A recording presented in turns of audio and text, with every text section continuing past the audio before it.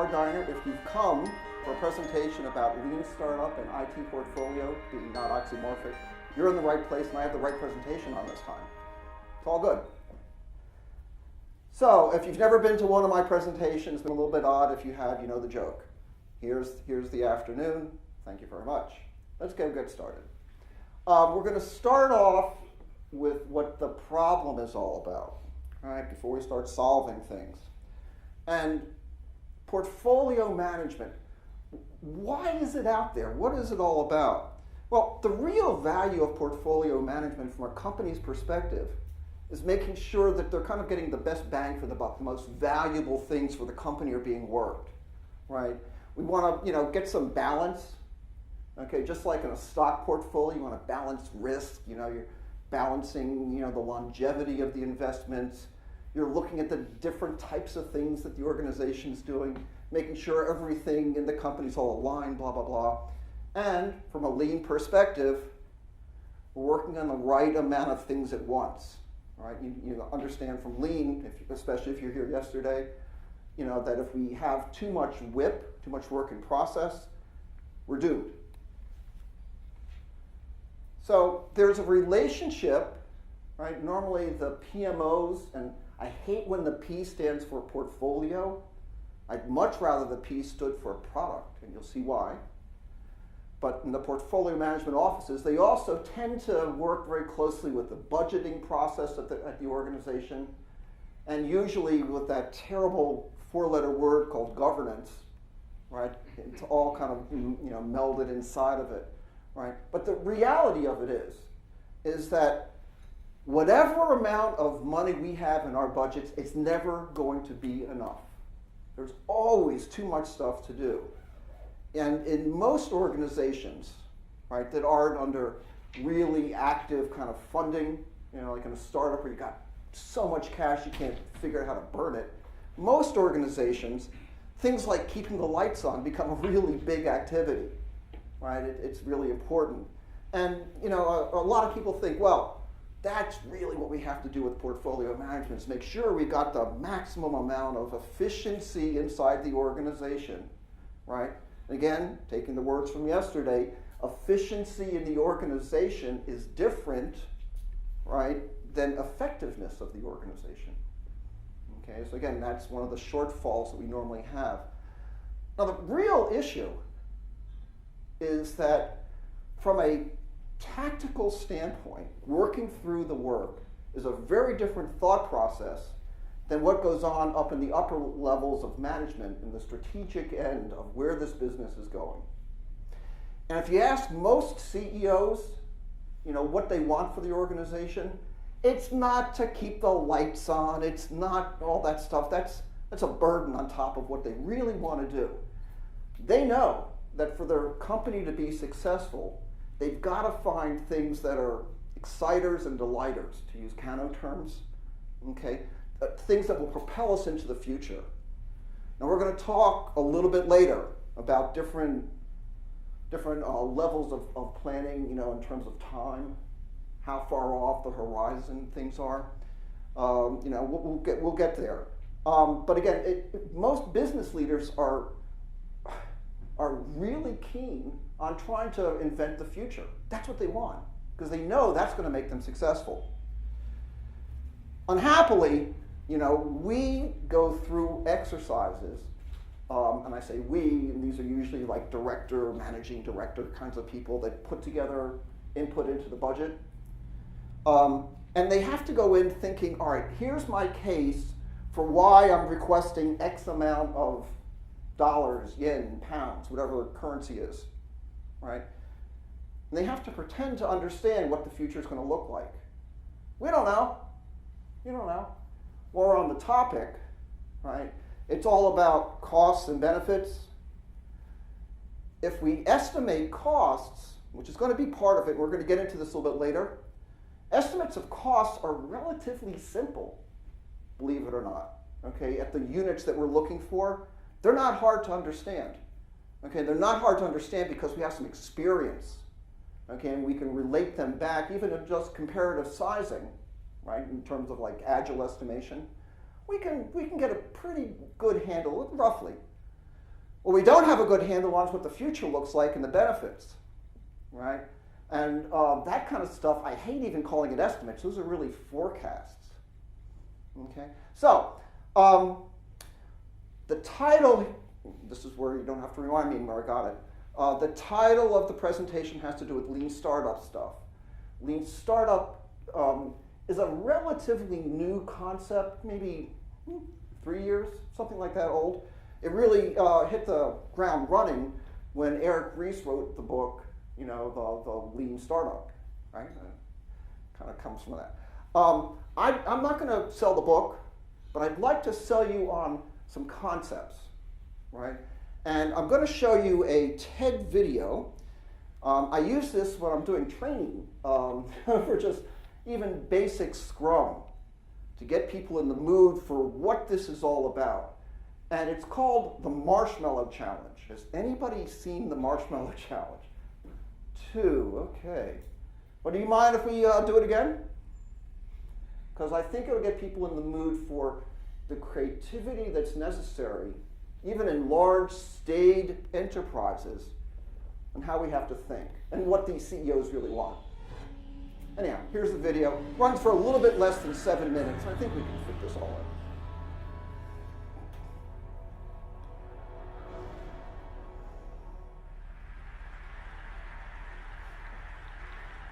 Several years ago here at TED, Peter Skillman introduced a design challenge called the Marshmallow Challenge.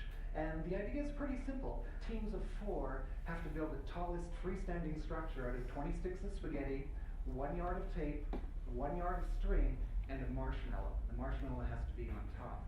And though it seems really simple, it's actually pretty hard because it forces people to collaborate very quickly. And so I thought this was an interesting idea, and I incorporated it into a design workshop, and it was a huge success. And since then, I've conducted about 70 design workshops across the world with students and designers and architects, even the CTOs of the Fortune 50. And there's something about this exercise that reveals very deep lessons about the nature of collaboration, and I'd like to share some of them with you.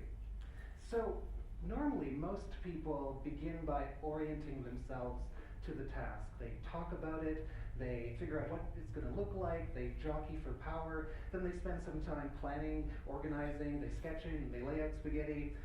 They spend the majority of their time assembling the sticks into ever-growing structures, and then finally, just as they're running out of time, someone takes out the marshmallow, and then they gingerly put it on top, and they stand back, and ta-da! They admire their work. But what really happens most of the time is that the ta-da turns into an uh-oh, because the weight of the marshmallow causes the entire structure to buckle and to collapse. So there are a number of people who have a lot more uh-oh moments than others. Now pay attention in here. First are recent graduates of business school. They lie, they cheat, they get distracted, and they produce really lame structures. And of course, there's teams that have a lot more ta-da structures. And among the best are recent graduates of kindergarten. And it's pretty amazing, as Peter tells us. Not only do they produce the tallest structures, but they're the most interesting structures of them all. So the question you want to ask is, how come? Why? What is it about them? And Peter likes to say that none of the kids spend any time trying to be CEO of Spaghetti Inc., right? They don't spend time jockeying for power. But there's another reason as well. And the reason is that business students are trained to find the single right plan, right? And then they execute on it. And then what happens is when they put the marshmallow on the top, they run out of time, and what happens? It's a crisis. Sound familiar, right? Okay, what kindergartners do differently is that they start with the marshmallow and they build prototypes, successive prototypes, always keeping the marshmallow on top. So they have multiple times to fix and to build prototypes along the way. So designers recognize this type of collaboration as the essence of the iterative process. And with each version, kids get instant feedback about what works and what doesn't work. So the capacity to play and prototype is really essential. But let's look at how different teams perform. So the average for most people is around 20 inches. Business school students, about half of that. Lawyers, a little better, but not much better than that. Kindergartens, better than most adults. Who does the very best? Architects and engineers, thankfully.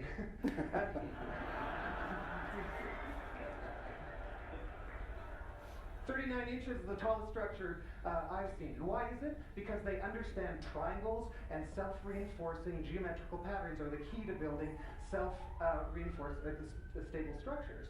So CEOs, a little bit better than average, but here's where it gets interesting. If you put an executive admin on the team, they get significantly better. Incredible. You know, you look around, you go, oh, that team's going to win. You just tell beforehand. And why is that? Because they have special skills of facilitation. They manage the process. They understand the process. And any team who manages and pays a close attention to work will significantly improve the team's performance. Specialized skills and facilitation skills, the combination leads to strong success. If you have 10 teams that typically perform, you'll get maybe 6 or so that have standing structures. And I tried something interesting. I thought, let's up the ante once. So I offered a $10,000 prize of software to the winning team. So what do you think happened to these design students? What was the result? Here's what happened. Not one team had a standing structure. Not one had, if anyone had built, say, a 1-inch structure, they'd have been taken home the prize. So isn't it interesting that high stakes have a strong impact? We did the exercise again with the same students. What do you think happened then? So now they understand the value of prototyping. So the same team went from being the very worst to being among the very best. They produced the tallest structures in the least amount of time. So there's deep lessons for us about the nature of incentives and success. So you might ask, why would anyone actually spend time writing a marshmallow challenge? And the reason is I help create digital tools and processes to help teams build cars and video games and visual effects. And what the marshmallow challenge does is it helps them identify the hidden assumptions. Because frankly, every project has its own marshmallow, doesn't it? The challenge provides a shared experience, a common language, a common stance to build the right prototype. And so this is the value of the experience of this so simple exercise. And those of you who are interested may want to go to marshmallowchallenge.com. It's a blog that you can look at how to build the marshmallows. There's step-by-step instructions on this. There are crazy examples from around the world of how people tweak and adjust the system. There's world records that are on this as well. And the fundamental lesson, I believe, is that design truly is a contact sport. It demands that we bring all of our senses to the task and that we apply the very best of our thinking, our feeling, and our doing to the challenge that we have at hand. And sometimes a little prototype of this experience is all that it takes to turn us from an uh-oh moment to a ta-da moment, and that can make a big difference. Thank you very much.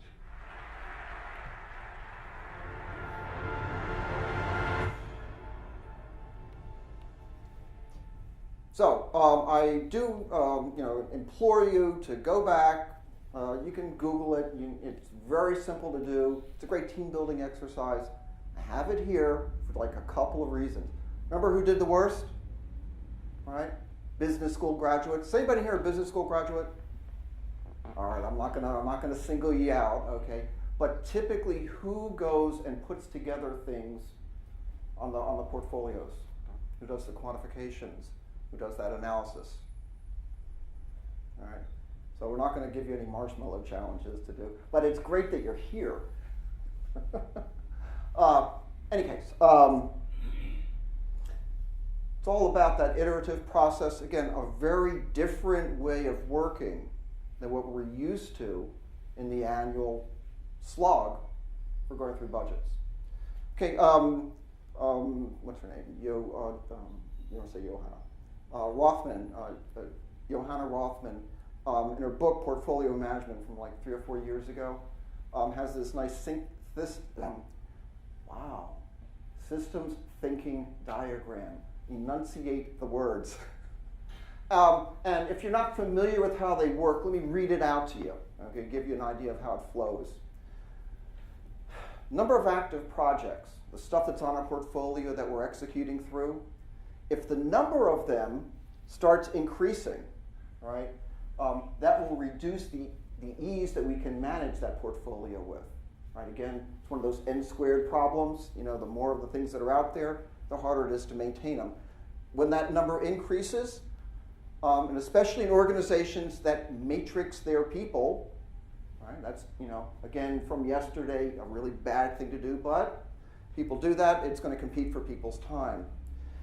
That competition for people's time, because of the waste associated from task switching and waiting, all those other lean waste we're talking about, it's going to reduce the ability of those people to finish the work that they've been working on. They're no longer single streaming. That's going to lead to a reduction in the number of projects that are completed, which is going to aggravate this. So there's a reinforcing loop going on inside of that. The number of completed projects, that's, if it's reduced, means that there's many more new projects that lead to start, which leads to increasing the number of active projects, which is just aggravating this whole problem, right? And the other side of this is that as we start competing for people's time, the things that they should have been working on, they won't be able to work on. And this is going to mean that the uh-oh moments, the emergency projects are going to pop up, which is going to become even worse when it comes to managing the portfolio. So it's really good if we can get a handle on how to do things. This becomes a self-perpetuating tailspin, and many organizations are faced with that. Whenever I go in, well, there's one client that, actually you're going to see some of the artifacts later in this presentation. I came in and they wanted some work done on how to handle the portfolio. I said, okay, well, let's look at what you do, explain how the process works. They're a fairly small shop. They had maybe 100, 150 developers, something like that. They had reduced the portfolio because of some attrition and layoffs. They said, yeah, we're only working on 60 projects right now. I said, how many? I said, how about 6 projects? Okay, and the concept was alien, okay, because they were thinking in terms of projects, not products. Okay, and we're going to talk about that as we go through. Any case, Scrum and Agile, are rightfully blistered, for the fact that they only really work at the tactical aspects of delivery. There really very little guidance as to what to do with strategic things, like portfolio management. And I'm not a big fan of saying, oh, you can easily scale Scrum, you just have Scrum of Scrums. It's bunk. It is not an easy thing to do. We could talk about that if we have time, which I doubt at the end of this. But if you've been attending other talks of mine, I'll talk about the platform concerns versus the product concerns and how many times that can work in an enterprise. But it's complicated and messy, and you can't ignore the realities either of the business concerns, right? What does it take for us to stay as a viable company? Nor can the business people ignore the technical realities of what it takes to develop this stuff. It's not simple. We're going to talk about that in a couple of slides about why it's not. That's the basic problem. What do most organizations do, okay, when they work with this problem? Well, the first thing that we know is that we always are going to have more work than we have capacity to deal with it, and resources to fund the people that are going to do the work. So we take our cue from mass manufacture. Okay, there are 2 people at the beginning of the 20th century that worked with Henry Ford. Okay, when he was putting together Rouge River and started up, Ford Motor Company. The names were Taylor and Gilbert. This is actually a photograph of Gilbert doing a time motion study, right? And what they were looking to do was pull out all of the potential waste that they possibly could from excess motion, okay, and excess weighting. Now, I'll tell you, if you say Taylor and tell an Agilist Taylor, stand back because they might get very angry. I actually have some admiration for those guys because they were the first people that actually brought at least science to the problem. Right back in the 19th century, if you wanted to get more efficiency out of your staff, you beat them with a stick, and that was like okay. So at least we were now talking in terms of science, but they really were detail-oriented. It doesn't even approach it. Very, very, very dogmatic about how they approach work. Right? They gave us all these specialists that are out there. In cars, You got various types of designers, various types of manufacturer people, logistics, shipping specialists, quality control, all that kind of stuff. These things will show up, right, in software. We'll talk about that in just a second, right? The stuff that we did in manufacture doesn't work in software. We'll talk about that in just a minute, right? When we translated the manufacturing metaphor into the stuff that we do for software, we started giving specialist names. This happened right after like 1970 and Royce's waterfall paper. And people went back and said, oh, we should be doing analysis, we should be doing design, we should be doing coding, we should be doing testing. They said, oh, those are the silos, those are the specialists. They started giving people names like BAs and QAs and architects and project managers, and there's a plethora of people that are out there, right? The assumption is that if you used experienced people who really understand how to do one particular thing, that they'll be highly efficient at doing that. Unhappily, you can be highly efficient in a silo, but very ineffective as an organization, okay? Especially when you have to wait on these specialists, right? And that's the thing that processes like Scrum try to avoid, with teams of generalized specialists, right? So, going back, and we're thinking about how we're going to put together a budget and a plan for the next year to put our portfolio together. Usually what you do is you get some project managers out there and you speculate and say, what about this thing? I think this thing's going to be important. And they'll start, breaking out the Microsoft project. They'll start putting a lot of tasks on it. They'll have all the dependencies labeled as finish to start, finish to finish, start to finish. And I've never understood this one, what a start to finish dependency is. For the life of me, if I have two tasks, I understand I have to finish one and finish the next one. They're parallel. Can you help me?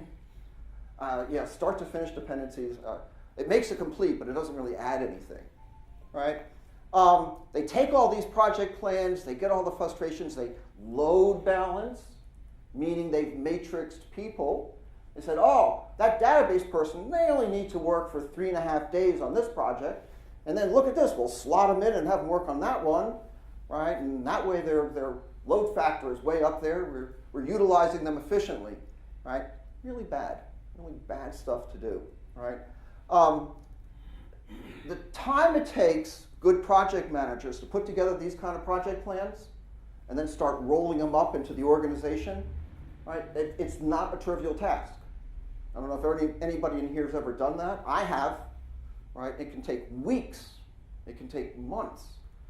And I tell you at the end, when it's ready, print it out, right? Savor the moment.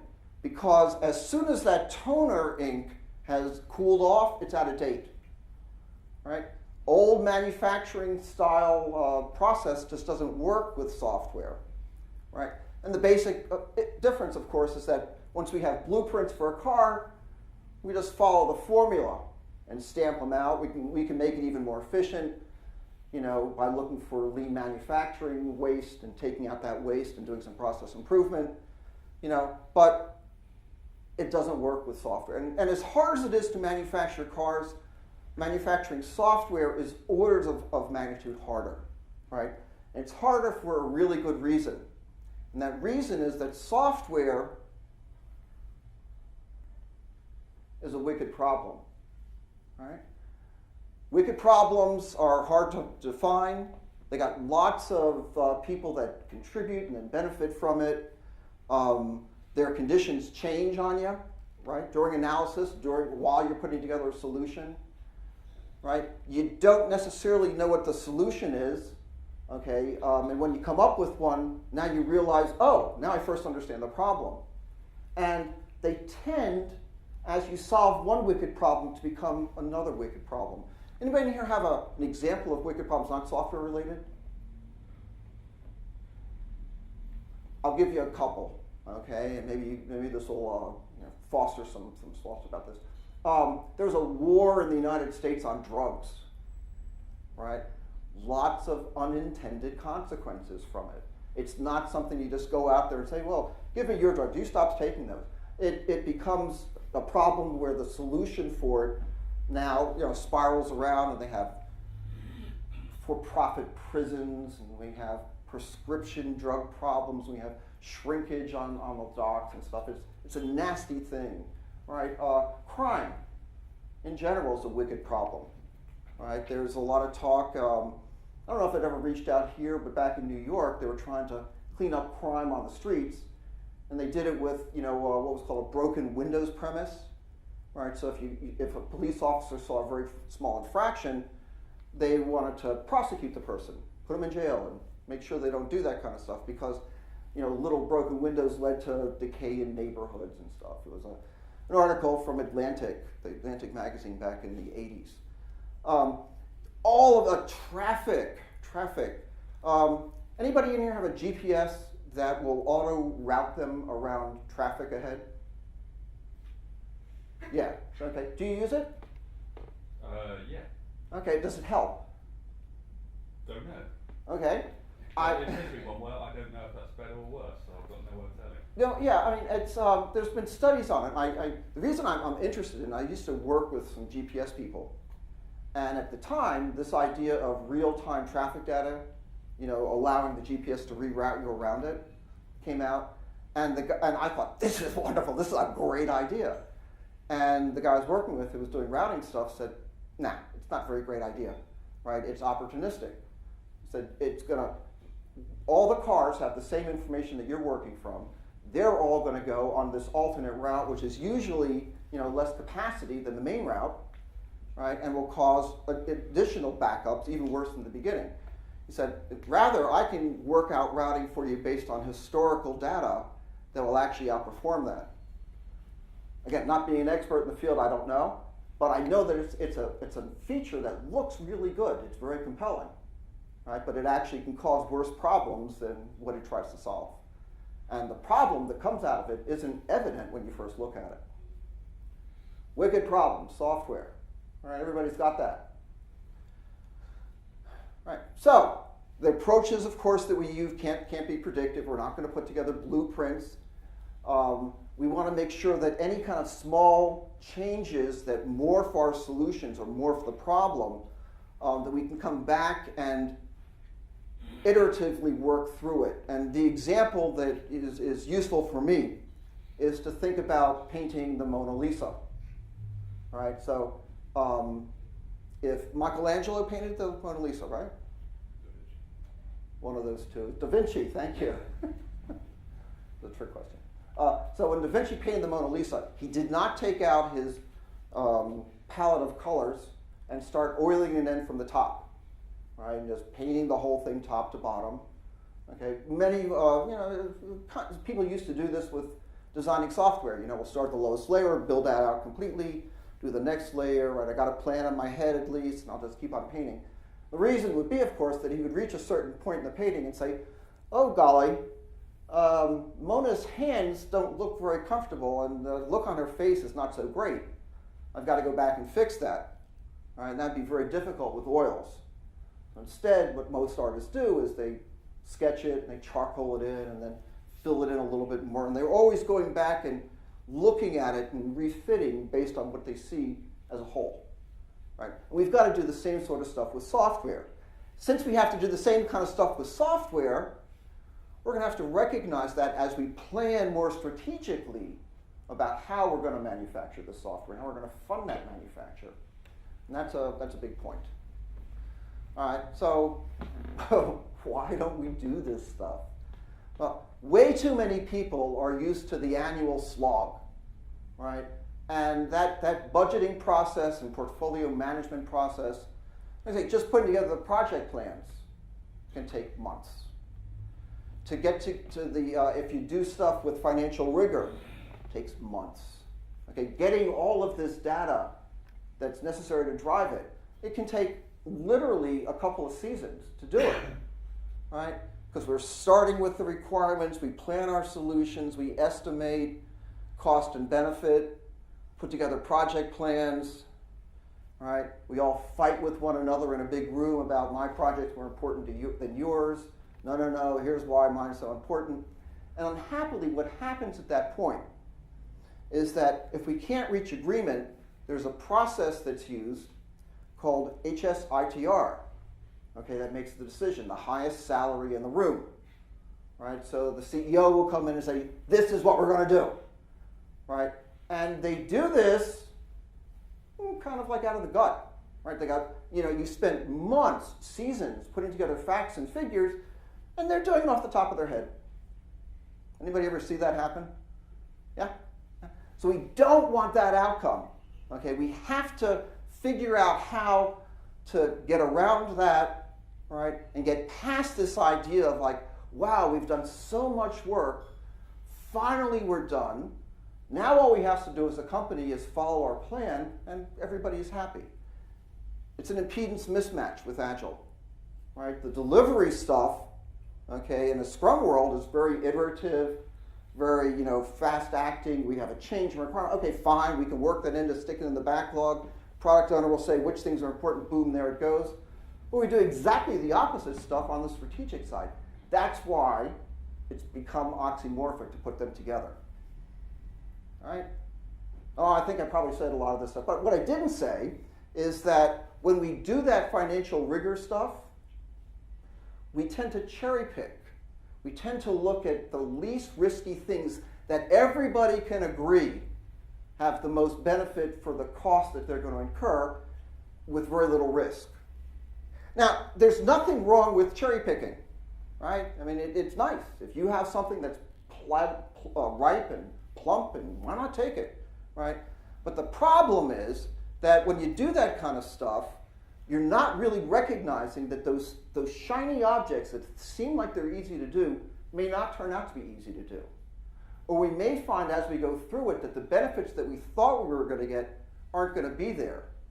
Or, most importantly, that the stuff that we thought would all come together nicely at the end, all of those dependencies will magically come together and everything will integrate. It just never happens. Right? So we've really got to get past that kind of stuff, that kind of thinking. Right? Even with best intentions, organizations may decide they want to become agile. But armed with that master plan, too many times they run into these, well, we do Scrum around here but situations, Scrum buts. Right? Too many times I've seen organizations put together like large rooms, and we have our Scrum teams, and they all do daily stand-ups and blah, blah, blah. They still have project managers. They may call them Scrum Masters, but they're usually project managers or assigning work. The daily stand-ups, the Scrums, tend to become reporting sessions, daily reporting now. Right? And it's really not better. Right? In fact, many times organizations that go through that kind of a transformation and keep it strictly on the delivery side end up in a worse spot than when they started. And we really have to avoid that. We really got to work around that carefully. So, here's what we should be doing, right? The first part about what we should be doing is starting to get better with some stuff. So we're going to go through a couple of topics in here and make sure that everybody's on a level playing field so that we can then apply them to a process that I use for portfolio management.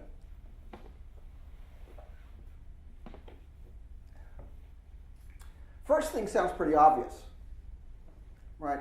Let's keep the business end of things talking about hows and especially whys. In fact, always start with why, right?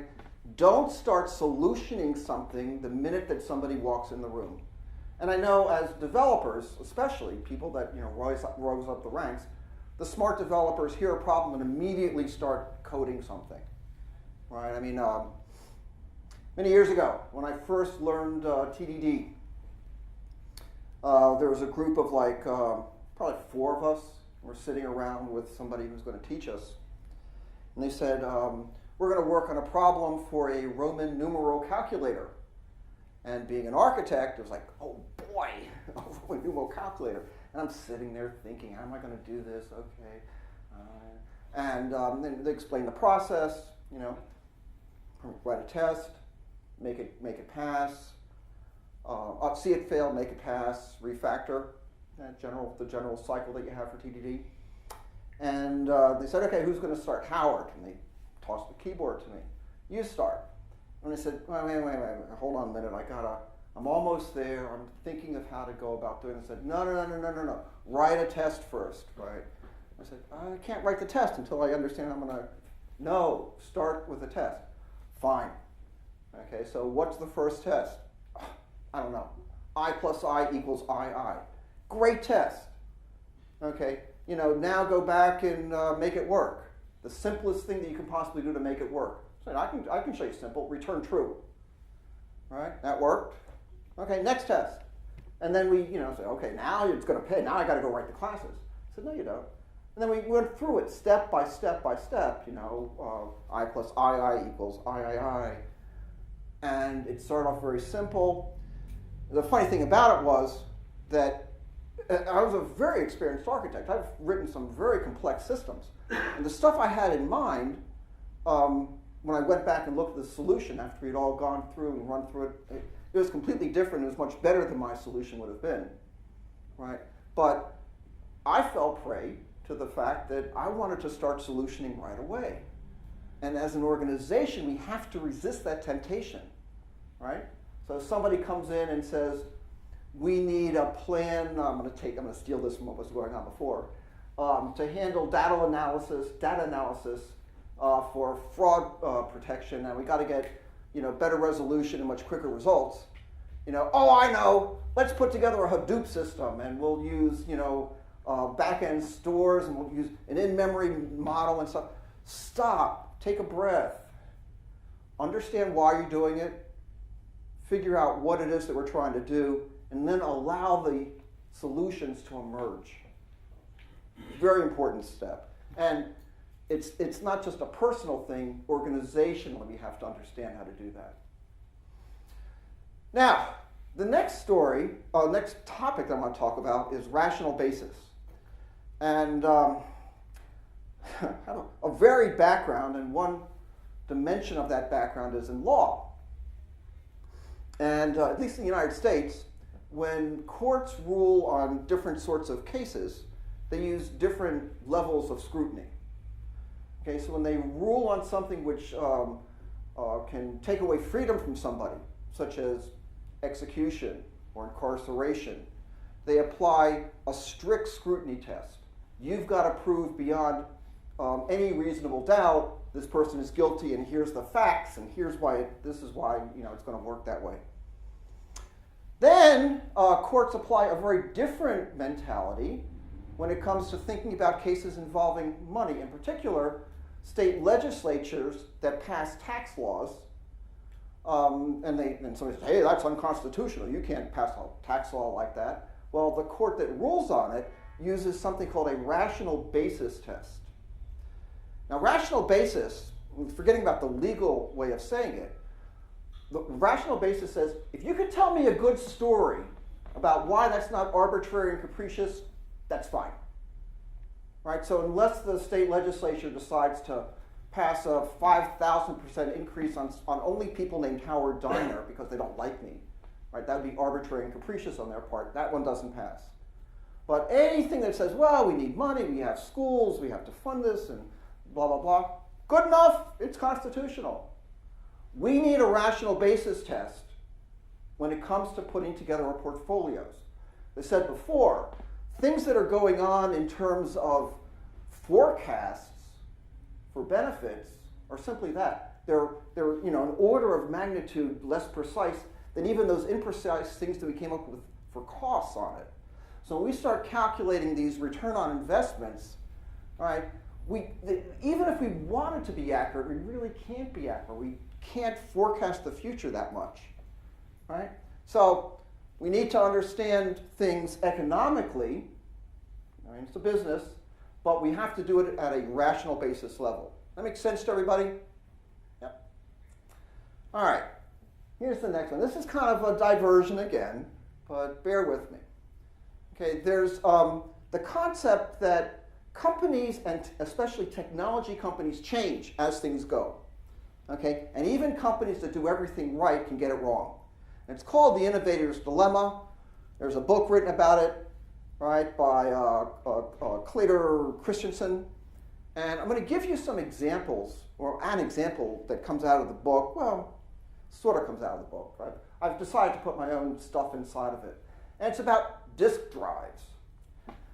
Now, I'm of an age where I didn't work with this one, right? But, not too much past that. The original disk drives from IBM came out in 1956. They had 50 24-inch platters, stored a whopping 3.75 megabytes, right?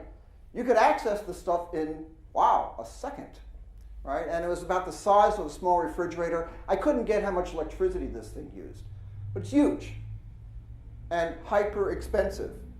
My favorite, and I almost can remember this one, was in 1963, a company called Bryant was putting together IBM compatible drives, right? And the advertisement especially, this is right out of Mad Men, right? We got this big industrial appliance. Oh, we can sell it. Put a woman next to it. Make sure she's wearing some heels, right? This thing has 39-inch platters, right? 26 of them, right? Now they've increased the capacity to 205 megabytes. Only takes 15 minutes to turn on, and there's only 42 hours of maintenance in a year. This one I could get the electrical for it. Basically 100, what I would call 100 amps, right? 50 amps at 208, right? Which is what a small house uses. And I can just only imagine what would happen if the things that hold, the bearings in here that hold the axle for these, if that thing let go, this thing would be screaming down the street. It's running at 1,200 RPM, and God knows how much this thing weighs. It's not real portable. Well, IBM, of course, continued through the years, and they produced Winchester disk drives. The etymology of Winchester, I don't know if anybody knows it, but now everybody in here will know it. The guy that was responsible for the code name for this, they were looking to put together 30 megabyte drives, and decided that they'd be put together in pairs, right? That's how they would sell them. So they were 30-30. Well, there's a Winchester gun that's called a 30-30, so they called it Winchester drives. Technology had changed appreciably, right? Now, these drives were sealed. These drives had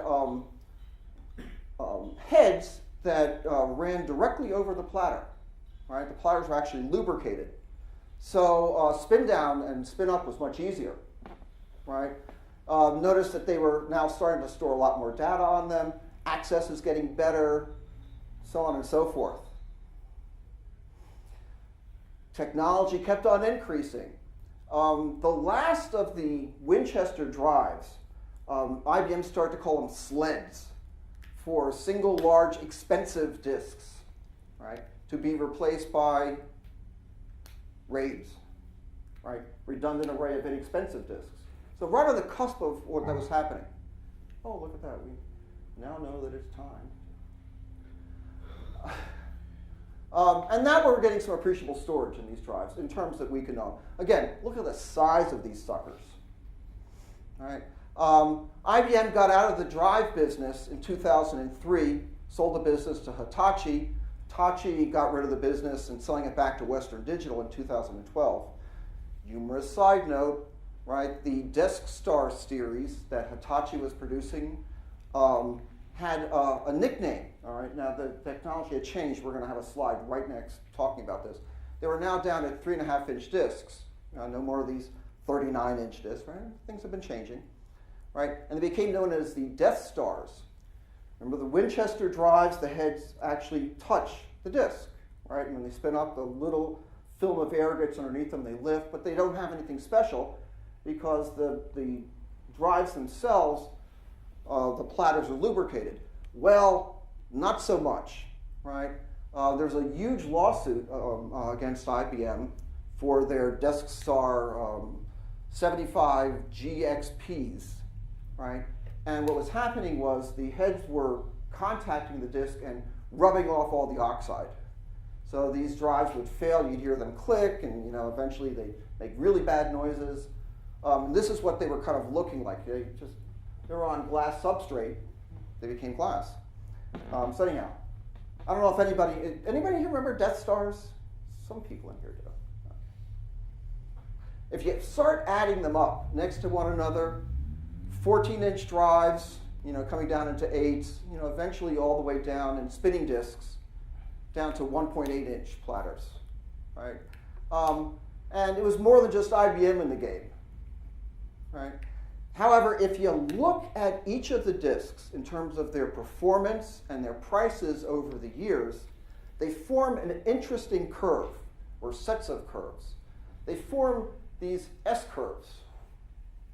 Okay, and what happens is we start off manufacturing a particular generation of disks, and they're the best thing going, get lots of price performance, and then, oops, look at this. These are like 3.5-inch disks, and now the 2.5-inch disks come around. They're better for niche markets, right? I can now fit them inside of laptops, and they don't take up so much power. But the price performance of the new disks is lower, so they don't sell as well. We have some kinks to work out in terms of the technology.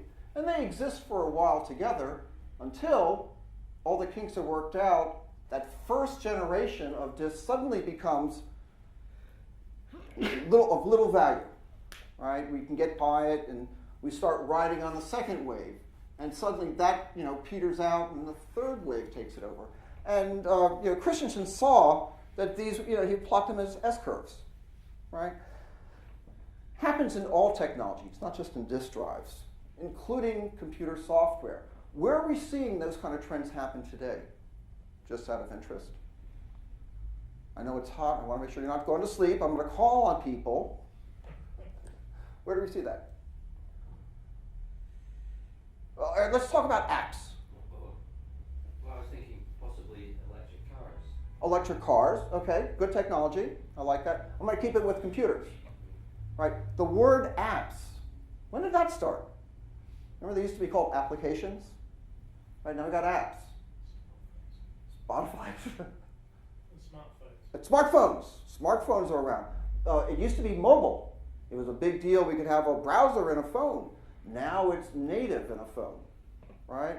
Now it's becoming wearable. And we're thinking, oh, glasses are wearable. Let's make some of those things we can use. Watches are wearable. Okay. I'm reading stuff about real wearable, where we're actually printing flexible components on things that kind of look like Band-Aids and are clear. Slap them on your arm and away you go. Right. So, that's, again, a change. We can do a lot of that stuff with other things. They will follow these exact paths. Right now, the wearable technology that we have is going to be first generation. The apps that we're using, I can't envision what comes after, but I know there is something else on its way. Anyhow, we see this happening all the time. So, when we do innovation, we think we're doing great, but you can't rest on it too long. All right, you've got to bring back yesterday, stay hungry. Keep on reinvesting in what's coming up next. In any case, the problem that you have with technology is you got these silly consumers that are buying your stuff, right? And they have to ride along with you, right? Consumers, may not get why the new technology is so important. Or they may decide, while the new technology is less efficient in terms of cost benefit, they don't want to hop onto it quite yet. What are Google Glasses going for right now?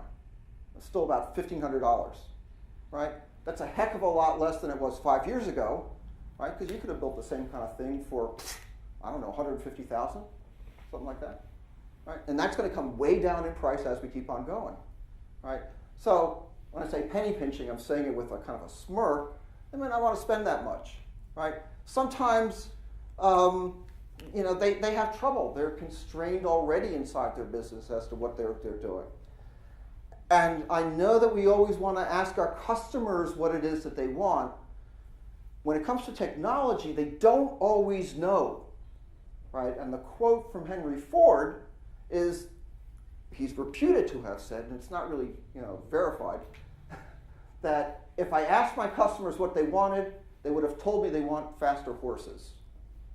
Right? He had to convince them to buy an iPhone or something along those lines. Anyhow, Ford's still here, horses really aren't. So he actually isn't. So who did that? No, Ford. Ford.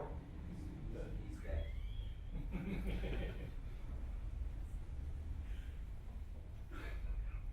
If I asked my, well, I know, he asked him a long time ago. Yes, he did. Yes. I thought I had it wrong on there. It's just me heckling. But actually, I looked up the etymology of the quote, and it's kind of attributed to him, but nobody can find the real reference of where it comes from. So it's kind of like, I don't know. But it's nice to say Henry Ford said it. One of those kind of quotes. All right, innovator's dilemma. All right. So we understand we should be talking about what the problem is before we get to solutions, but how do we know what the problem is? Well, the way to find out what the problem really is to use scientific method. You're actually going to have to experiment, all right?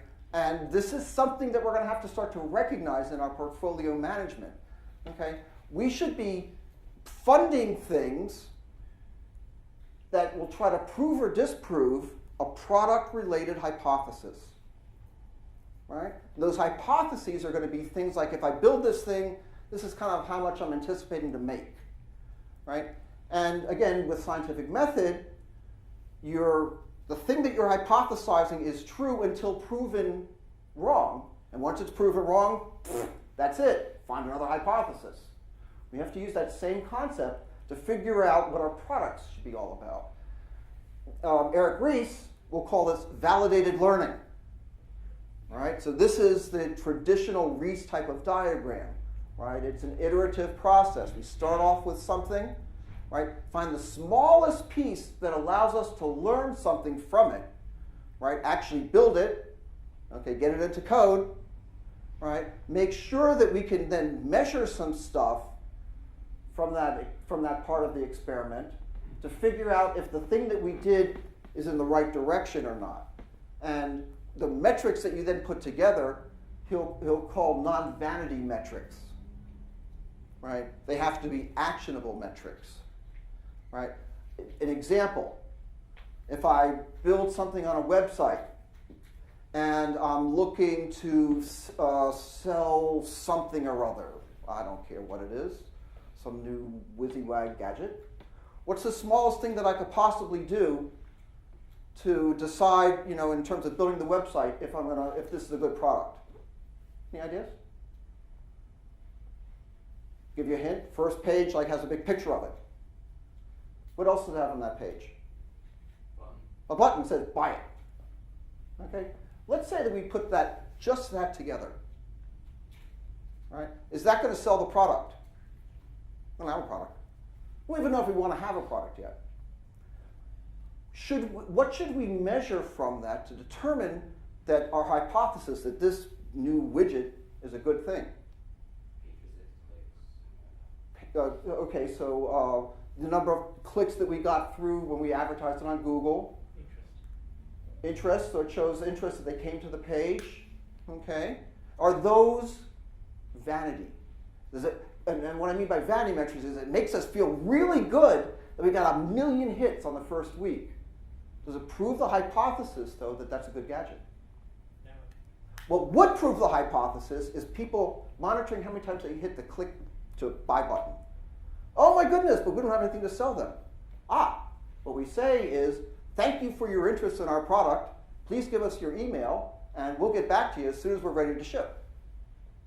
That's a lean startup style of thinking, right? And that kind of stuff, once we find out that there's interest, we learn that, anyway, it's like, maybe we should put together a Kickstarter video.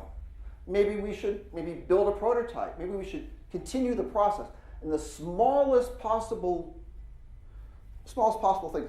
What Eric Ries will also tell you, and this is not a course in lean startup, is that what you may learn is that you have a different market, or maybe you should sell it in a different channel, or that you got some other pieces of the puzzle all wrong, right? So you make pivots where you decide either to persevere, that is, keep doing what we're doing, pivot and improve something, or decide this is a bad idea, stop. Okay, and that's the whole idea with this, right? Because business is kind of evolution in action. Businesses that learn the fastest will survive, the other ones will fail. Okay. So, let's talk about something that kind of British, right? First of all, picture 2005, 2013. What events were occurring in those years? I'll give you a hint. It took place in Italy.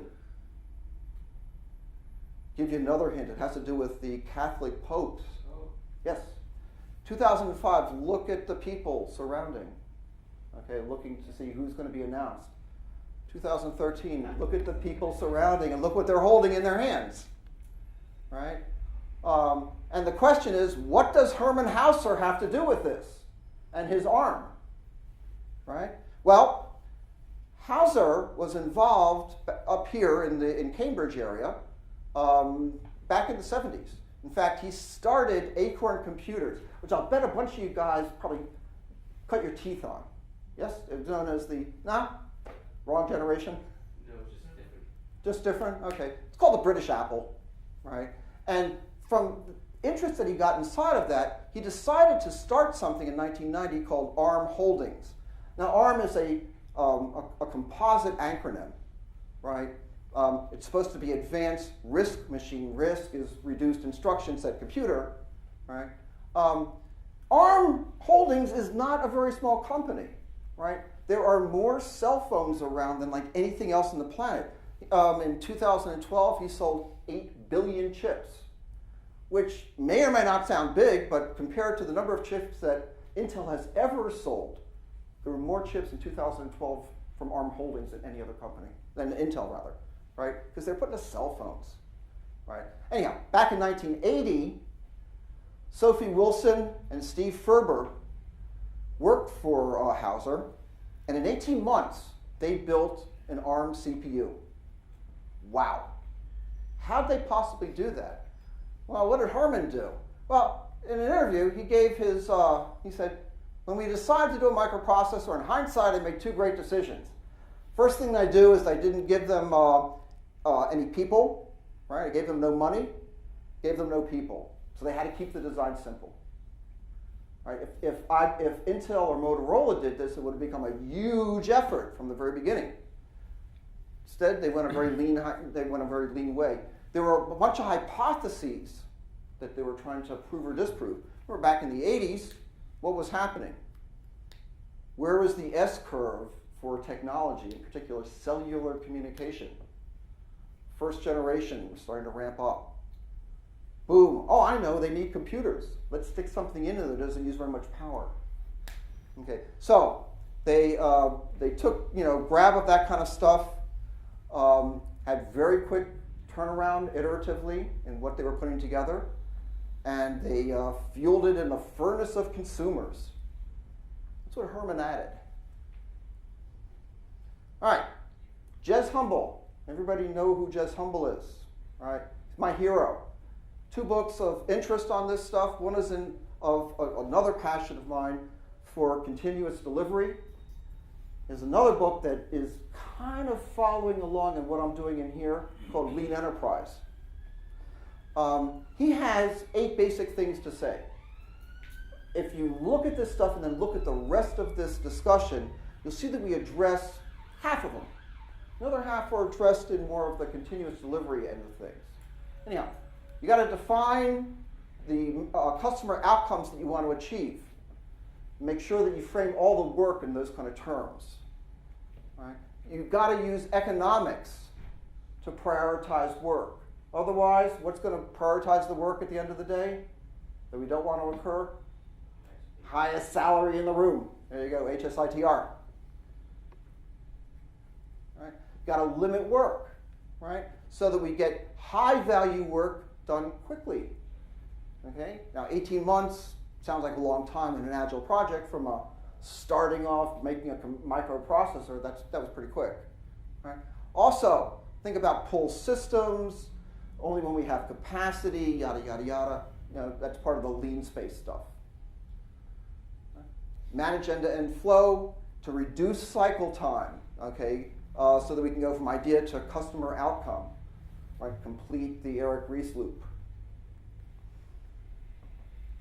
Reward teams for minimizing the amount of work required. We're not going to get into this one right now, right?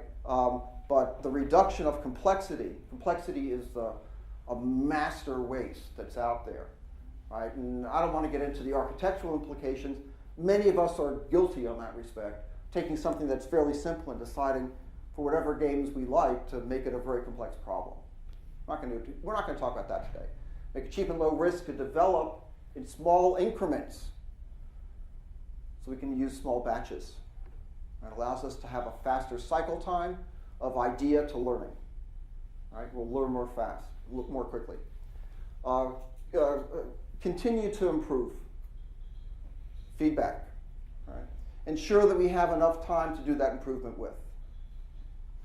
Very simple to describe, very difficult to make this happen.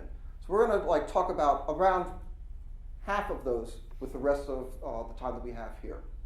Let's talk a little bit about 3 Horizons, right? Alchemy of Growth, 1999 book.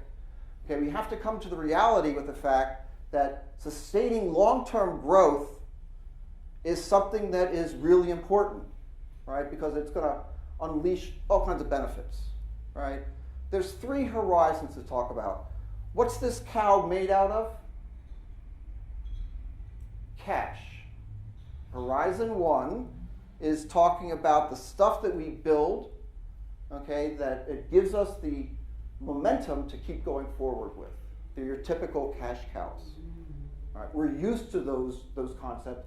Most companies, when they talk about keeping the lights on, talking about making sure that Bessie here has food and water. All right. Horizon 2 stuff are products that are emerging. They will replace Horizon 1 items when the S-curves start to cross. Right? So we have to make sure that we're looking around in that region to say, now's the time to launch this new thing, because now our customers are going to be incentivized to buy it. It will take them and propel them into the future. If we keep on just feeding our cash cow, it's petering out. We should make the investment now and start scaling that. Right? We're going to do this with validated business models. Make sure that as we do it, we're always, in the pink or in the green, right? Exploiting. The 3rd horizon is an explore domain. Okay, this is where in S-term territories, we're at the very bottom. We're starting off with a new concept, right? We want to make sure that we can find products that are going to excite and delight our customers. And we need just enough time and money to get that information. Again, think of that mythical website with the buy button. We don't have to develop the product yet. We have to validate that that's something that's interesting that we can go and work on later. Right? When market conditions improve, or it becomes possible because of other advances in technology to make it favorable. Right? Again, if we had an app to put together that was computationally complex, that maybe we can't do on our phones right now. I'm thinking here like real-time Siri rather than Siri that goes to servers. Right? When the cell phones come up and actually are powerful enough to do that kind of recognition, like voice recognition stuff, and all of the rest of it that goes on to put together a command set, now we've got something. Right? So that again will be another S-curve. Right? 3 horizons model. Again, these are things to keep back in mind, stuff that we need to do. Here's going to be the things that we're going to use in portfolio management. I want to make sure everybody understands these things. I'm going to do them. I'm not going to dwell on them. One of them is discounted cash flow. Who understands that concept? Not enough. Okay. It's a very simple formula, right, with a summation sign and an exponential inside of it. Okay. Basically, it's the cost of money in the future discounted to now. So the concept is, if I want $1,000 in the future, how much do I have to put into the bank now? That's a discounting technique. That's where the rate of return comes in, right? Now, are you going to know what kind of rate to put in there? I'm not going to know. Okay. Most of those kind of things have to do with the accounting structure of the organization, right? Your CFO will know. She will know what the rate of return that she uses for the rest of the organizations are and what's acceptable to the regulating bodies. On the line by Excel, is that NPV a different acronym? What was that? That's net present value. Okay, same thing for our purposes, right? So yeah, I'm glad you pointed that out. So I didn't forget to say it. We don't have to remember this. We'd have to use NPV in Excel, and we're golden. But the concept is important. Okay, what are the flows in the future going to look like in today's dollars? Because we're investing with today's dollars, not dollars in the future, right? The other concept that I want to get through is weighted shortest job first. Show of hands. Okay, yeah, this one's going to be a little bit less well known. It comes from a guy by the name of Reinerston, and the concept for this is if I look at something and I look at and I put in economic terms something called like the cost of delay. This is the money that I'm going to lose if I don't do this. And then I look at something next to it, say the duration. Right? It will always make sense when things have the same duration and the cost of delay varies to say, oh, do the one that has the largest cost of delay because we lose the least amount. We make the most doing that one first. Unhappily, that doesn't work out for most of us, right? Most of the time, neither the cost of delay nor the duration are constant. They're always varying. But you can do a very simple thing, which is kind of looking at, I think of it as the momentum. Okay, if you take divide the duration by the cost of delay by the duration, you can use that to help prioritize. So when you divide it, you want to take the shortest job, right, the amount of duration that's shortest for the delay that you're seeing, and that's from that ratio. Weighted shortest job first, right? So to do that, we need to figure out that little thing called cost of delay. Right? Now that's not something that just like comes out of the ground and says, oh, look at this, this is the cost of delay. It's $5 million. No, that is going to take some work to get to, right? It's about business value, it's about penalties, it's about I have a fixed deadline and what happens if I miss it. I have to be first to market. I know if I'm first to market, I'll get a 62% advantage. Lots of stuff goes into that. Are we going to get something that prognosticates the future perfectly? It's a forecast.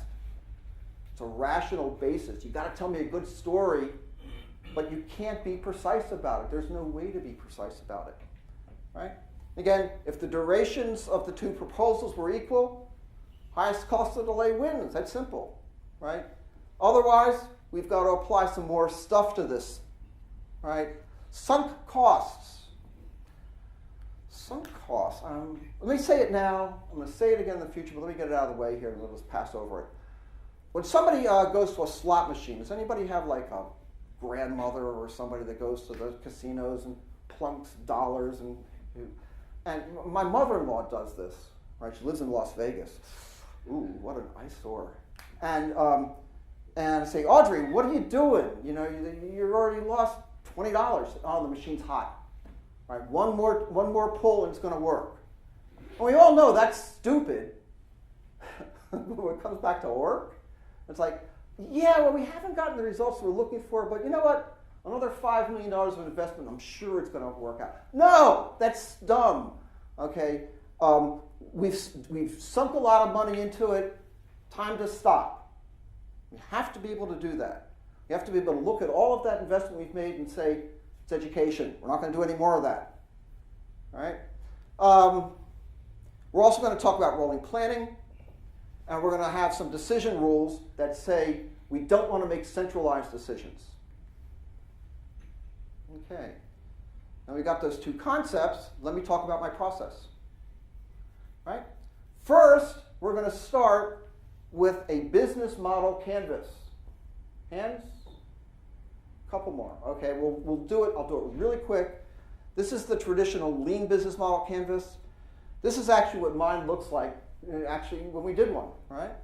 we want to make sure that we don't spend an enormous amount of time on doing these things. You should take a couple of hours. Take an afternoon if you want. Don't take a month, right? We're going to work through it. It's good because you get like your whole business plan on a sheet of paper or two, right? Everybody can look at it. It's big, it's visible, it's in your face, and explains a lot of stuff. The traditional one says, start with the problem. All right, why do we have this problem?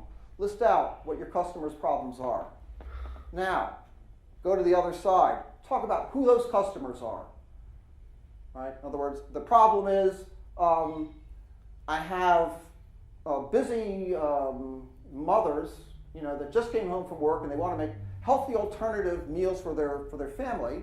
Right? So, problem is there's not enough time. Problem is they can't do the shopping. Problem is they're not creative enough to come up with this stuff. Right? And then we target the customers. Right? That busy housewife. Now, talk about your solution. What's unique about it? What's compelling? What's exciting and delighting to that target market? Now, very generally, say what the solution is. It's a web-based solution, with drivers that come based on the orders, whatever that is. Not, we're going to make these classes and here's the synchronization object. No real solutioning, but just the parameters of what we're thinking about. Jump back. What are the channels that this thing sells in? Is this something we market directly? Do we franchise it? Right? Different sorts of ways of going about selling it. There's revenue streams. Okay, in the traditional lean canvas, you kind of list out a couple of them. Right? I changed that a bit. Cost structure, what are the things that we have to worry about spending? I changed that a little bit. There's those key business metrics. And then finally it ends up with something called an unfair advantage, which is something that your competitors can't build or buy. And we say unfair advantage, we mean things like insider trading. We mean things like somebody who's a luminary in the universe on this particular topic, and he just started this company. Those are unfair advantages. You can't build it or buy it. Okay, this is kind of what it looks like. Right? You'll notice that I split up in the customer. In the problem space, I talk about what are the existing alternatives, so we don't have to go back and rethink all that universe. Talk about the customer segments. I want to know what kind of like all of them are, but I want to know who we're going to be targeting in a more chasm diagram. Who are the early adopters? And then I leave the two things on the bottom for the amount of how much it's going to cost and what am I going to benefit from. I leave it blank for right now. And what I do is then start replacing that with a fleshing out. Again, this was that same little project. Here's all those NPVs. Eventually, this is all boiling up into basically what the cost of delay is in discounted dollars. Right? So now I'm looking in here, forgetting about, again, these estimates are easy. Okay, when it comes to the cost side. On the benefit side, I split them up for this particular client into 6 areas, and you will do this differently depending on your business. For them, they were in, I don't want to say what they were in, okay? But they had existing customers which they could sell stuff to. They'd get additional revenue through new sales. There's some intrinsic value. That was, I call that extrinsic. Intrinsic value. Think about what it would be in terms of intellectual property.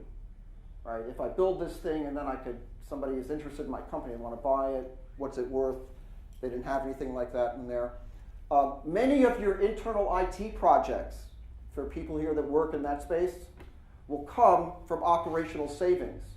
If I do this, we're not going to need half the number of people in our service organization anymore. Right? You also can get into items in terms of risk. Now here I'm looking at risk of delay. I want, in what I was talking to them about, what that risk of delay would be, not this whole thing, but that particular item. If we do this and our competitors do it first, what's the risk that we have that we're looking for? How can we amortize that? You can think in these kind of terms, in terms of like insurance policies. If I wanted to make sure that to be insured that my competitor didn't come out first, what would an insurance company charge me to do that? Okay, that becomes a benefit when you take the negative of it.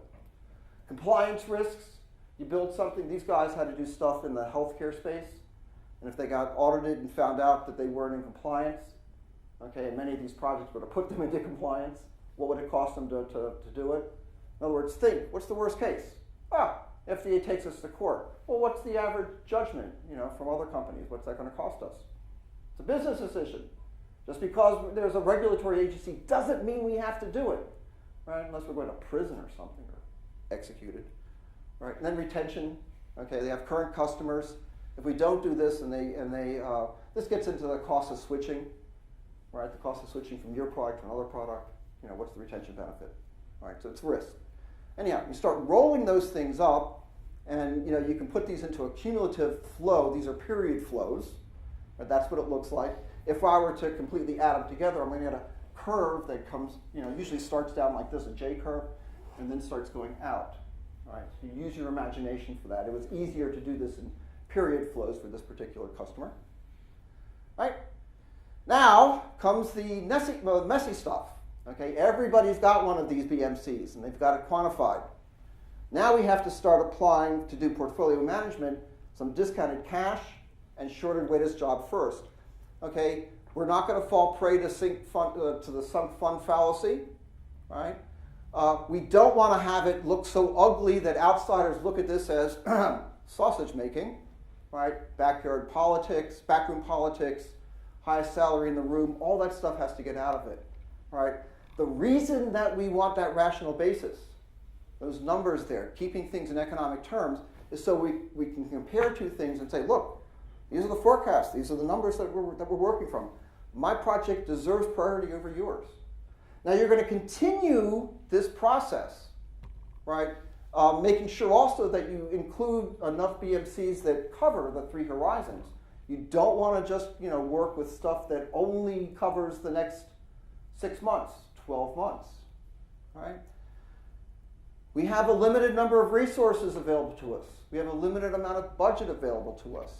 Now, centrally, again, we're working here with not 60 projects, 6, 8, 10, 12. That's usually plenty.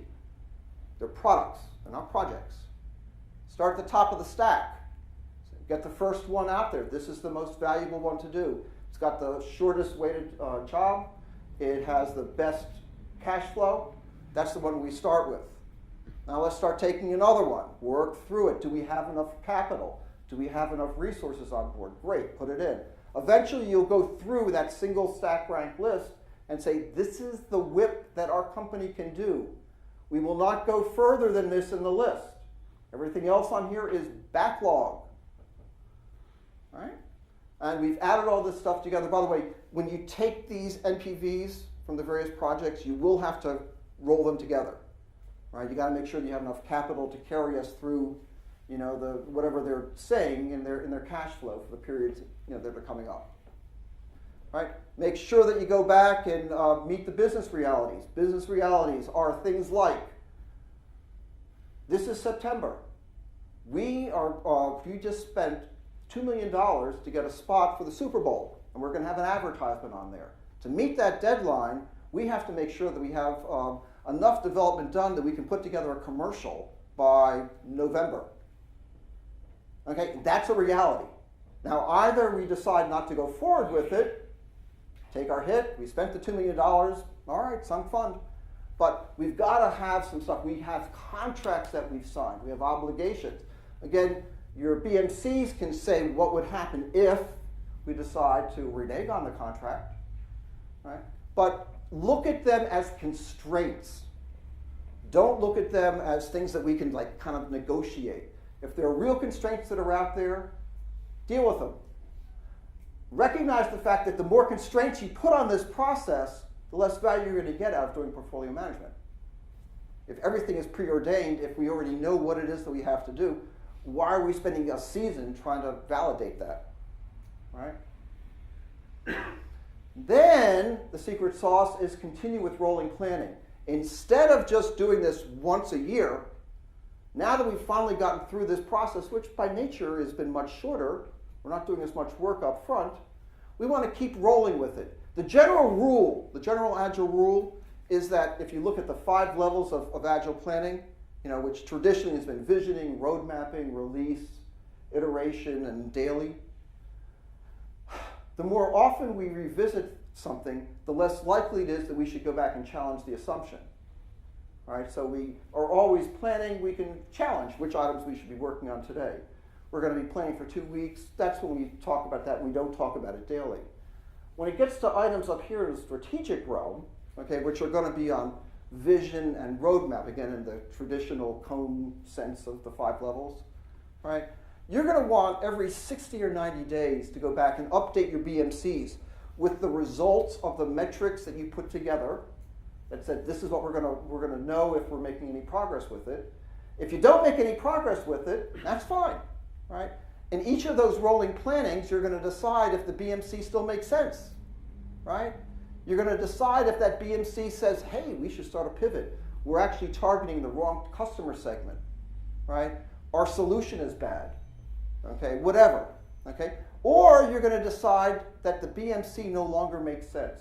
We've learned through some experiments that we've done that nobody clicks the buy it button. And all they do is they come and look at the site and they shake their head and walk away. Let's not make it. Let's not do it. We've learned enough. It's a very, very agile thing to say, kill the project early, because we're saving all the rest of that money to fund other things in that backlog, right? So we can decide to persevere and complete, let's keep on going. We have an idea of what we're spending for the next year. We have enough resources to cover it. Keep going with it. Rolling planning is very important. In fact, it's part of that continuous improvement process when you think about it, right? And that's what it kind of looks like. Okay, I don't want to go into that diagram. Okay, but none of this works unless we get our whip under control, right? Matrixing isn't going to get it, right? It's sheer madness. Don't try to manage dependencies, right? Instead, break them, right? Build the right teams that have everybody on board. It's great to be efficient, but many people will say this kind of bulb is more effective. Anybody in here like fluorescent bulbs? No, okay. I was an esoteric one. I thought I'd explain that one. Scaled Agile, as I was saying before, scaled Scrum rather, is a difficult thing, and you're going to need some way of dealing with that, right? Recognize that when you have many Scrum teams working together in a scaled environment, you're going to get less efficiency from each team. The effectiveness of the organization, though, may remain high, right? Once you understand what your teams are capable of producing, that's extremely valuable so that we can plan the right amount of stuff and spend on the right things. Again, that's going to affect duration, right? And if I can find stuff that is short duration, those are going to be the items, high value short duration items, that meet the shorter waitest job first criteria. Transaction costs, automation. So I'm going to do this as a story, right? This came out of a blog that I put together a couple months ago, and it has to do with Amazon Prime, right? And remember, Jez Humble was saying, drive down that cost so you can have more frequent releases. Amazon Prime, to me, is a great example of something that works. It's not software, it's my wife. My wife it's not that she likes to buy shoes, but she has a hard time buying shoes. And because she has some special fee kind of things that go on, I don't know. So she used to go to the store and go through and spend hours, oh, that shoe's, I don't want that shoe. How about this? Oh, I don't like that shoe. And then I said, well, you could get them on Amazon Prime and they'll ship them to you for free and they'll be here in 48 hours and the ones you don't like you can just send back, right? So she no longer has to think about batching, okay, to be effective. Before, you had to put together a whole bunch of orders into one big thing so that they didn't kill you with the shipping fees. Well, Amazon Prime says, there is no shipping fee, right? What that means is that she actually goes and buys more shoes, or at least tries them on. Well, she buys more is another question. We do the same sort of thing with a continuous delivery system where we have the proper automation in place to always be ready to ship at a moment's notice, right? So if your organization takes 3 months to put together a release, to do all the conflict merging, get the integration working, get it provisioned on all the servers. That's not using Amazon Prime. Make sense? Yeah. All right, so let's finish this up. Some final thoughts on the matters. You got to be careful about what you're promising customers. This gets back into those items of risk and retention and stuff.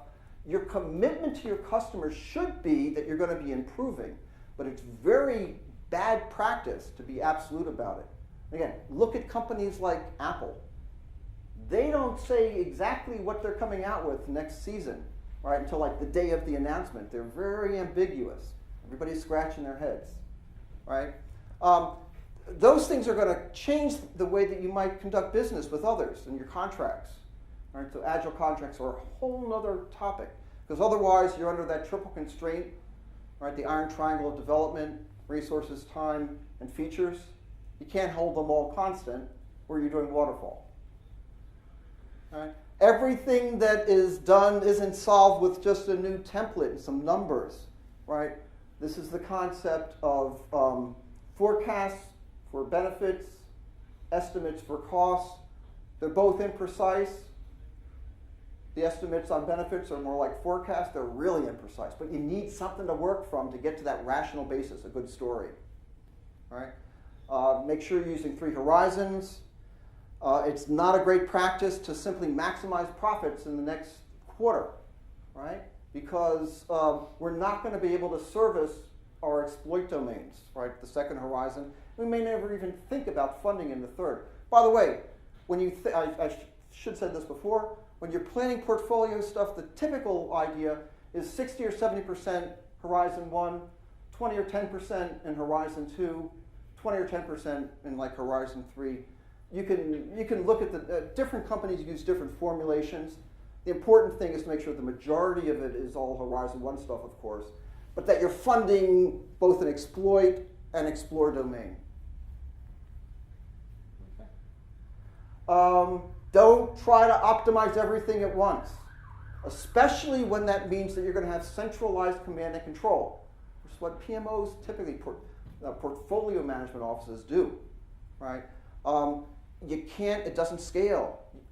It can't be one committee or one person that makes all the decisions in a large organization, which means strategically this stuff works, but it can break down into smaller things where you say, well, here's your bucket of $5 million for the year. Do well with it. We're going to be checking up on you, okay, and do the right stuff and trust that they're doing the right things. Don't always, you laugh, don't always ask them to come back and justify their world all the time. This reminds me of the director I worked for. He was coming to meetings. Okay, guys, what are we going to do today? We're going to do the right stuff. Yeah, let's do it. Yeah, that's the attitude. Trust people. Lean thinking is going to make sure that you have an iterative process. We know that. And always think about Amazon Prime and continuous delivery. That's the goal. You don't have to laugh when you put lean startup thinking and portfolio management together in the same sentence, right? Shouldn't raise eyebrows. Anyhow, so long. Thanks for the fish. And now it's time to have questions and answers, debate, and depart. And we are at 5:30. Amazing. Well, no, I do. But the nice part about being last in the day is nobody's going to kick us out of the room. So definitely, if people have some observations or things that they want to share, now's the time. Talk about your boss. No, I was laughing because indeed it was more about trusting the team, because when he was saying let's do the right thing, he actually didn't know what that meant. Well, you know, what I thought you were going with that is that when we have leadership in place that assumes that the people that work for them are like adults and will do the right kind of stuff, it removes fear in the organization. And then people are willing to actually try stuff out.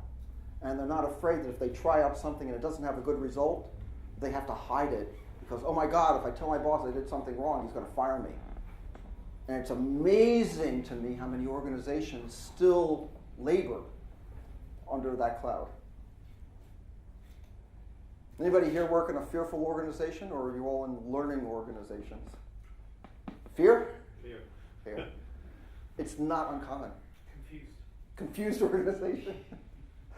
Would like to be fearless, but Wouldn't understand what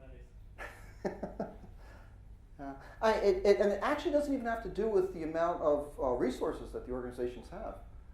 I've seen places that have boatloads of money, right? They'll fund all kinds of stuff, but they will not tolerate bad ideas. Bad ideas meaning that it was a bad outcome. I mean, what's his name? Thomas Edison, right? Took him, I don't know, the story is took him 1,000 formulations to come up with an incandescent bulb that didn't burn out immediately. And he just looked at it as like, well, one of them's going to work. I'll keep on doing it until I get there. Of course, that means he never was pivoting, was he? He was persevering all the time. Thanks. Thank you. It's interesting. You had the initial slide you had up on self-fulfilling prophecies. Accurately describes a certain place that I know, which I won't mention. And it's a pity the people who would actually have the right influence given your talk, you know, they're the sort of people who should be listening to. Yeah, I always get this. I always get this at my trainings and stuff. Now what I want you to do is go back. By the way, this stuff will be up on like SlideShare. You can get it around here, you know, and blah, blah, blah. Get your boss to look at it. Have him give me a phone call. I'll talk to him. Okay? But they do have to make that transition. We know that if we have this slow decline, a slow decay, you know, into the mud, that the organization's going to fail. And so many organizations that are trying to keep on the lights, just keep things alive. Maybe the economy will improve and we'll get better. They're going to fail. Okay, their best case is that they're not drowning. Right? And what happens, unhappily, is that the good people in organizations like that look around and they say, I'm not one of the rats that's going to drown when this ship goes under. So the people with the good skills and, you know, the ones that are innovators, they end up leaving, making the situation even worse for the company. So maybe you could make an ecosystem case for allowing these companies to fail. So in the way big trees falling down the forest to get the clear in front of you. So maybe you should stop what you're doing and let those big companies go under. Well, that's a thought. It is evolution. Yeah. It is evolution. I mean, eventually they all fail. You know. So you didn't mention beyond budgeting. Is that, you know, beyond Bug's Nest and the Yeah, I don't go into that stuff at all. But do I subscribe to it? Yeah. Sure. I really wanted this thing to be somewhat inspirational, and I wanted to give you the highlights of the process that I use, right? But that doesn't mean that there aren't others around that can help out with that, and that you're giving one instance of it. Thank you. Yeah, so this is the end of the day. Everybody is dismissed if they want, or I'll be hanging around to talk. Thank you very much. Thank you.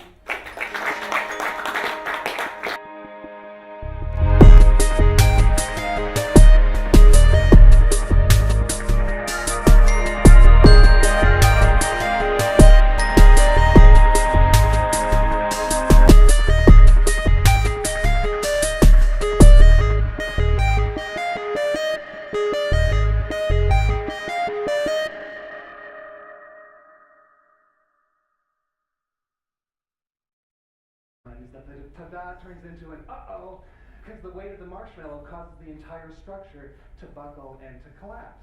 So there are a number of people who have a lot more uh-oh moments than others. Now pay attention and in here. First are recent graduates of business school.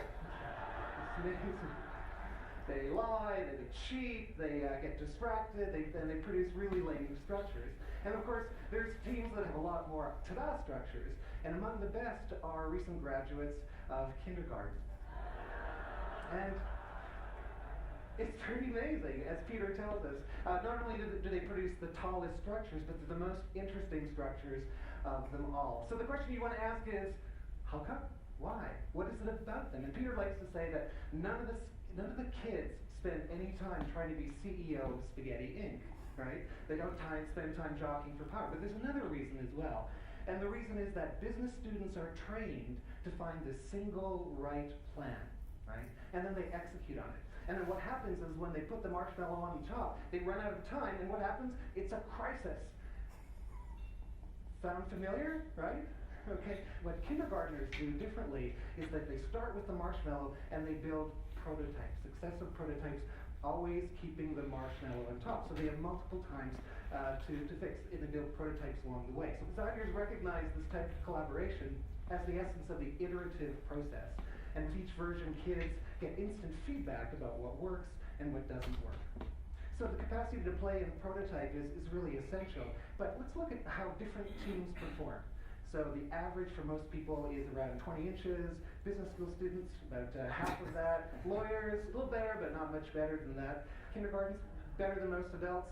Who does the very best? Architects and engineers, thankfully.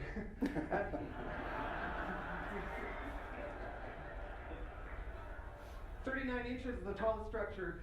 Right? But the reality of it is that whatever amount of money we have in our budgets, it's never going to be enough. There's always too much stuff to do. And in most organizations, right, that aren't under really active kind of funding, like in a startup where you got so much cash you can't figure out how to burn it, most organizations, things like keeping the lights on become a really big activity. Right? It's really important. And a lot of people think, well, that's really what we have to do with portfolio management, is make sure we got the maximum amount of efficiency inside the organization, right? Again, taking the words from yesterday, efficiency in the organization is different, right, than effectiveness of the organization. Okay, so again, that's one of the shortfalls that we normally have. Now, the real issue is that from a tactical standpoint, working through the work is a very different thought process than what goes on up in the upper levels of management in the strategic end of where this business is going. And if you ask most CEOs, what they want for the organization, it's not to keep the lights on, it's not all that stuff. That's a burden on top of what they really want to do. They know that for their company to be successful, they've got to find things that are exciters and delighters, to use Kano terms, okay? Things that will propel us into the future. Now we're going to talk a little bit later about different levels of planning, in terms of time, how far off the horizon things are. We'll get there. But again, most business leaders are really keen on trying to invent the future. That's what they want, because they know that's going to make them successful. All about. And it's called the Marshmallow Challenge. Has anybody seen the Marshmallow Challenge? 2, okay. Well, do you mind if we do it again? Because I think it'll get people in the mood for the creativity that's necessary, even in large, staid enterprises, and how we have to think, and what these CEOs really want. Anyhow, here's the video. Runs for a little bit less than 7 minutes. I think we can fit this all in.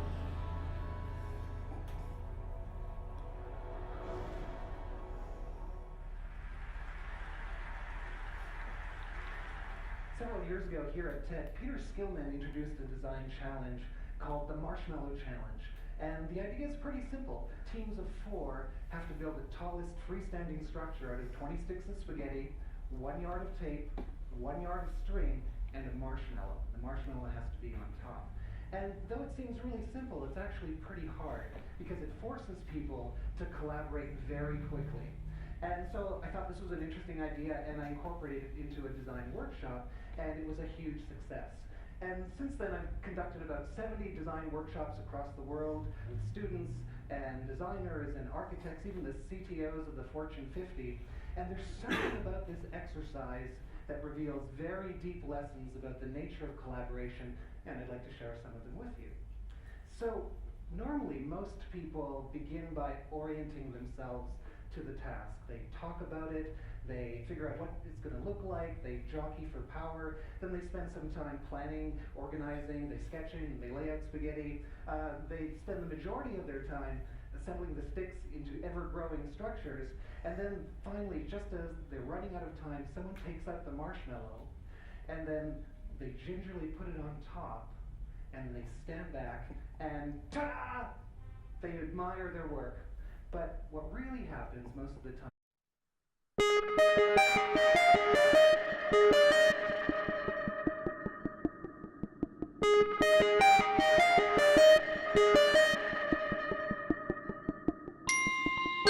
my name's Howard Deiner. If you've come for a presentation about lean startup and IT portfolio being not oxymorphic, you're in the right place, and I have the right presentation on this time. It's all good. So, if you've never been to one of my presentations, it's been a little bit odd. If you have, you know the joke. Here's the afternoon. Thank you very much. Let's get started. We're going to start off with what the problem is all about, all right, before we start solving things. And portfolio management, why is it out there? What is it all about?